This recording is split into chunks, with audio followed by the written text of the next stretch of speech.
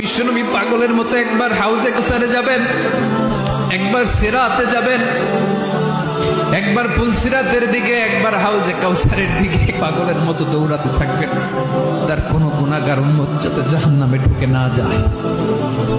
সেদিন কেউ সুপারিশ করতে পারবে না বিশ্বনবী ছাড়া।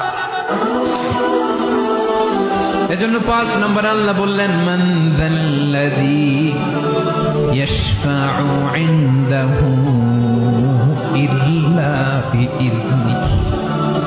কার সাহস আছে, কার এত বড় বুকের পাটা কিয়ামতের কঠিন দিন আল্লাহর সামনে দাঁড়িয়ে সুপারিশ করবে?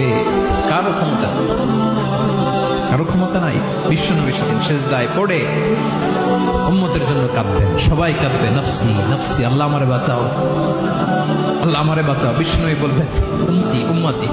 বিশ্বনবী আমার জন্য কাঁদবেন, আপনার জন্য কাঁদবেন।